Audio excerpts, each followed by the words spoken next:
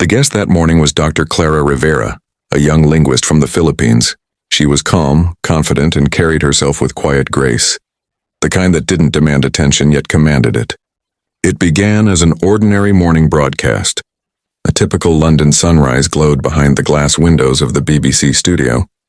Producers buzzed through their headsets, hosts reviewed notes, and cameras blinked to life. It was supposed to be a routine interview, polite, predictable, and quickly forgotten. But what was about to unfold would be replayed millions of times across the world. An interview that started with quiet curiosity would end with a global lesson in respect. The guest that morning was Dr. Clara Rivera, a young linguist from the Philippines. She was calm, confident, and carried herself with quiet grace, the kind that didn't demand attention yet commanded it. She had spent years studying how English evolved in Southeast Asia, and her research had earned her invitations from universities across the world. But this was her first time on live international television. Across from her sat Edward Hale, a tall, articulate British presenter known for his charming confidence and his subtle condescension toward non-native English speakers. He smiled as the red recording light flicked on. Joining us from Manila, he began, is Dr. Clara Rivera, a linguist who studies how English is used in Asia. Good morning, Doctor, Clara smiled. Good morning, Edward, it's wonderful to be here. Her tone was soft yet clear and poised, but Edward's eyebrow twitched. A tiny smirk formed on his lips. Your English, he said, tilting his head, is quite interesting. The word interesting carried a sting, disguised as politeness but dripping with judgment. The studio audience chuckled lightly, unsure if it was a joke or an insult. Clara didn't flinch. She smiled and replied, Thank you, sir. English is one of our national languages. I've spoken it all my life. Edward nodded slowly, pretending to be fascinated. Oh, really? Do most Filipinos speak English every day? I mean proper English? Not just your local version of it? The question cut through the air like a blade. The producers watching behind the cameras exchanged uneasy glances. They knew the tone was off. But this was live television. There was no pause button. Clara took a small breath, then spoke with calm precision. Well, she began, English in the Philippines isn't a copy or a borrowed accent. It's part of our daily life. We use it in universities, offices, government, even at home. We don't treat English like something foreign. We live in it. Edward gave a half smile. That's cute, he said lightly. But it's not the same as native English, is it? Your pronunciation, your phrasing, it's a little different. The way he said different sounded a lot like wrong. Clara's smile didn't fade. She leaned slightly forward and asked, Sir, may I ask what you mean by real English? Edward blinked, caught off guard. Well, you know, standard English. British English, Clara nodded. But whose standard? Who decided what counts as real English? Was it the Empire? A murmur rippled through the live audience. The tension thickened. Even Edward froze for a second before forcing a laugh. You're quite direct, Doctor. I'm just being curious, Clara said softly. After all, British English took words from Latin, French, Hindi, even Arabic. Language evolves. It adapts to its speakers. Filipino English does the same. It reflects our culture and our identity. That doesn't make it less correct, it makes it alive. The audience broke into scattered applause. Edward shifted in his chair, trying to regain his footing.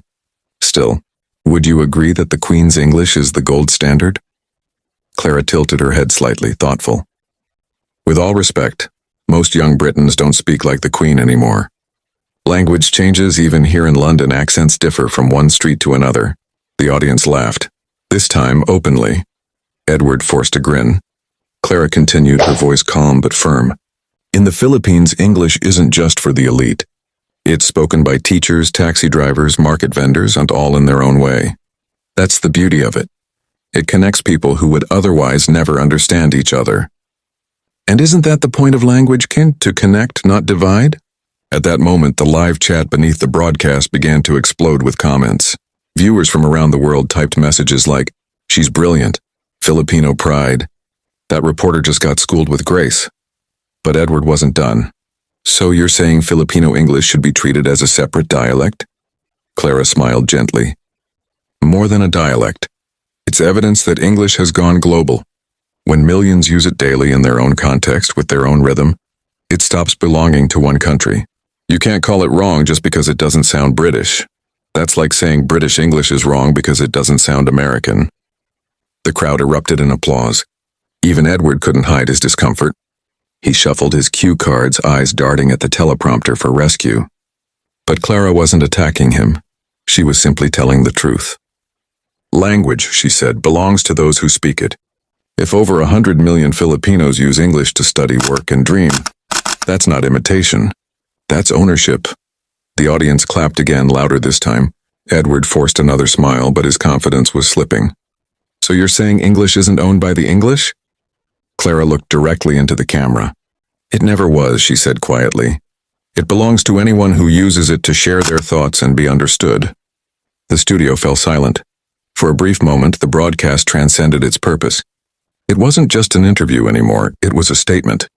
A young linguist from Manila had reminded the world that respect isn't tied to accent or geography.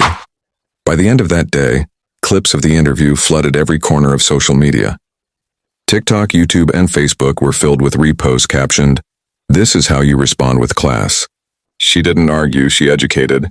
Within 24 hours, the video had millions of views. Filipinos shared it proudly. Teachers played it in classrooms. Even linguists from other nations, India, Nigeria, Singapore, joined the conversation, praising her eloquence. That same evening, the BBC's official Twitter account posted a message. "We celebrate diversity in language.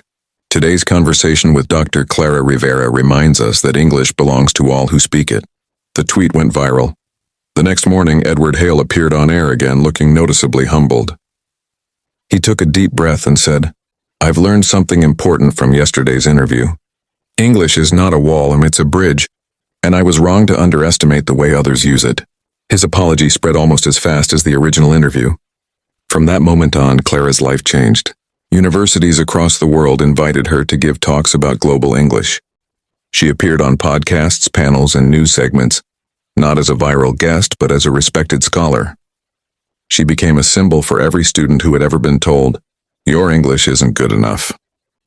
Messages poured in from India, Kenya, Malaysia, and the Caribbean. People thanked her for saying what they had always felt but never voiced, that different doesn't mean inferior. Months later, the BBC invited Clara back. This time not as a guest to be tested, but as a special commentator on language diversity. When she appeared on screen again, Edward Hale was waiting with a genuine smile. "Welcome back, Dr. Rivera," he said.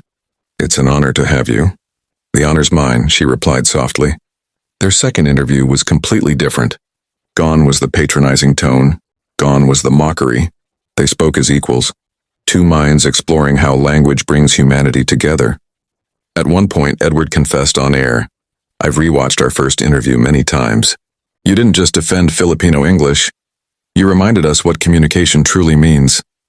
Clara nodded. "Exactly. Language isn't about sounding perfect. It's about making others feel understood." The studio audience clapped again, but this time the applause carried something deeper.